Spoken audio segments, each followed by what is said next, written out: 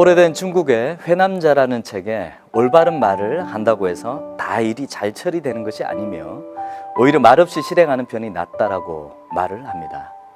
오늘날 우리는 말이 차고 넘쳐서 말의 홍수라고 하기에도 부족한 시대를 살고 있습니다. 그래서 말의 가치가 점점 사라지고 있습니다. 전도서 10장 14절에서 어리석은 자는 말을 하고 또 한다. 무슨 일이 일어날지 아는 사람은 없다.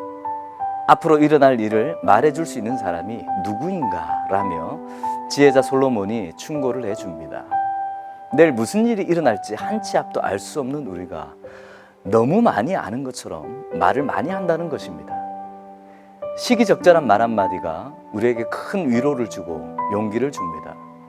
그러나 좋은 말들도 너무 많이 쏟아내면 공허해지고 가치가 없어지게 됩니다. 말이라는 것이 입으로만 할 수 있는 것이 아닙니다. 아기들은 몸으로 말을 합니다.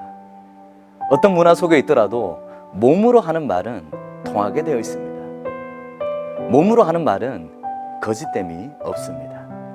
생각하고 있는 것, 마음 가운데 있는 것이 행동으로 드러나기 때문에 그렇습니다. 예수님도 말씀을 참 많이 하셨지만 하신 말씀 시간에 비해 사복음서에 기록된 내용이 너무 적다고 할 수 있습니다. 왜 그럴까요? 예수님은 입의 말보다 몸으로 훨씬 더 많은 말을 하셨습니다. 예수님은 가난하고 병들고 굶주리고 외면당한 사람들을 만나면 그냥 지나치지 않으셨습니다. 손을 잡아주시고 함께 식사를 하고 치료를 해 주셨습니다. 지켜보고 있던 종교 지도자들에게 끊임없이 지탄을 받았지만 예수님은 그렇게 행동하셨습니다.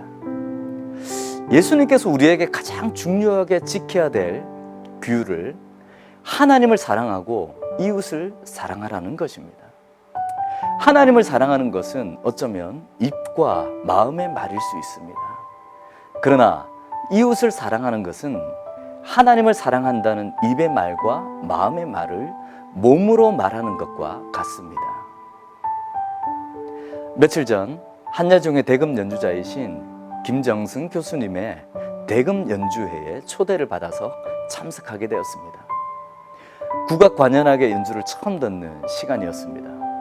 너무도 낯선 연주, 낯선 멜로디, 가사 한마디 없는 국악 관현악의 연주를 듣는데 터져 나오려는 눈물을 얼마나 참았는지 모릅니다.